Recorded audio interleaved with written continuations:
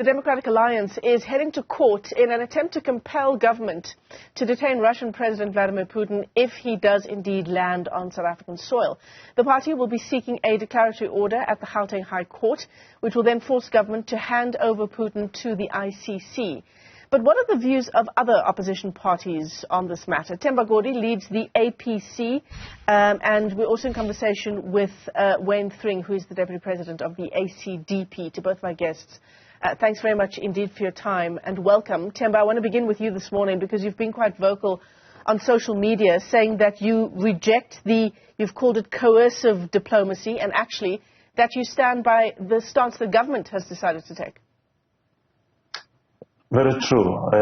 I think South Africa had to extricate itself from a pseudo-legal but essentially a geopolitical move. Because how does South Africa arrest Putin? I mean, honestly, how does it do that? It's not possible. It's put in a very difficult position by the ICC. But besides that, there is a very strong perception about the role of the ICC, its biasness, the haste with which the warrant of arrest was issued, and the substance of the basis for that warrant of arrest. It's so ridiculous. You won't miss the fact that this is part of the geopolitical struggle between the West and the Russians. And South Africa gets caught, in the crossfire, and we needed at a legal level to extricate ourselves. The move by the DA is very reprehensible and demonstrates that consistently the DA stands for all that which is wrong and negative in our country, seeks to embarrass the country internationally, and seeks to always act in ways that are not in the best interest of the country. Well, there are several people, analysts, financial experts who have weighed in. You asked the question, how does South Africa arrest Putin if he lands in the country? They're asking, how does South Africa not, given the risk to the economy, which, quote unquote, is on the brink of a catastrophe? Wayne, where do you stand on this? Well, Michelle, I think that the ACDP's position has been very clear and consistent. I think that the position of the ACDP has been that South Africa is a sovereign nation, and the sovereignty of South Africa must be protected at all times.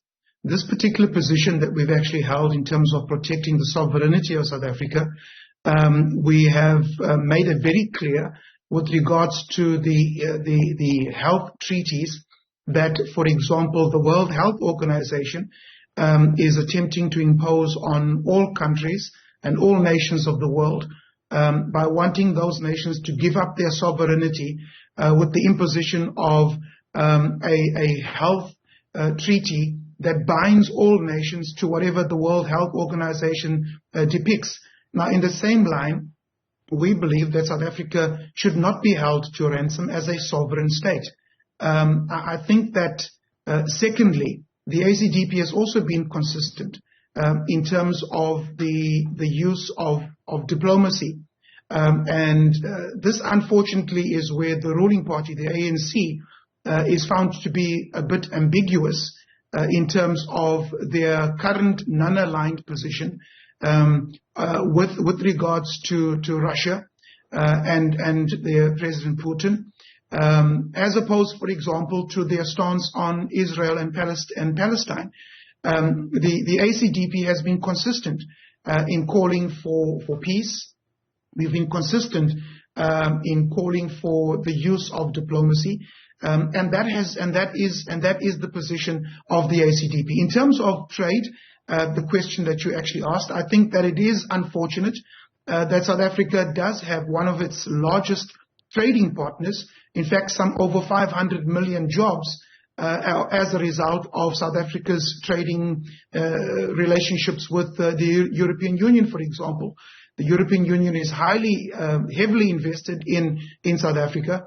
And it's unfortunate that our trading partners now also seek to use their investment in South Africa as a leveraging tool to threaten South Africa with regards to its position of being non-aligned and a sovereign independent nation.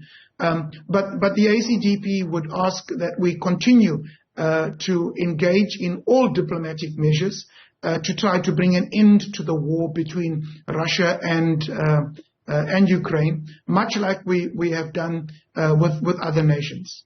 Themba, I think I interrupted you there. You were trying to weigh in after your first answer. Go ahead.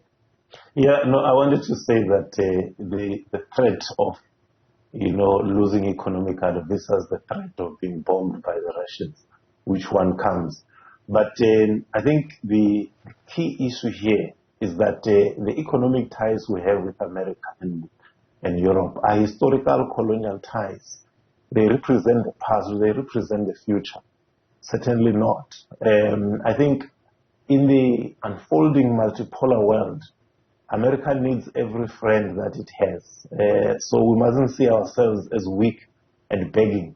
Actually, they need us more than we need them, because they know if they abandon us, the Chinese, the Iranians, the Russians are there to move in. However, I must say that as the APC, we want peace all over the world, because that's the only way countries can develop. And all the countries of Africa and in Asia have been calling for peace. It's only the Europeans and the Americans who continue to send weapons to Ukraine. So this arrest Putin push is part of the warmongering that does not assist anybody. And I think the emerging multipolar world, which will allow us as a country to pursue our own developmental policies, is aided by countries like Russia and China, as opposed to the cohesive diplomacy that the Americans have been using since the 60s, where they use trade ties to force countries to toe the line.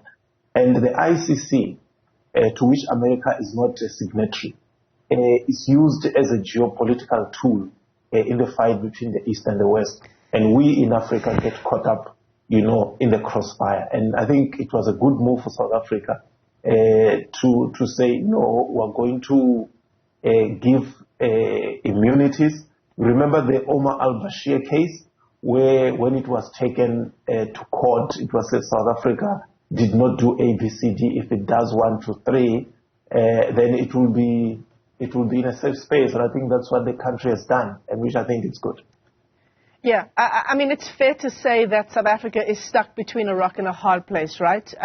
Not wanting to alienate Russia on the one hand, but on the other hand, really needing to keep good relations with the US, for example, and other NATO countries as well. I mean, one thing that economists are concerned about is that secondary sanctions could make it impossible for us to finance trade or to make or receive payments from banks in dollars. I mean, how will the South African financial system function if it's unable to make international payments in US dollars? Yeah. Well, you see, Michelle, that's exactly where the problem of coercive diplomacy comes in. Because in terms of international law, the only sanctions that are legal are those that are passed through the United Nations. Any sanctions imposed by individual countries have no international legal standing.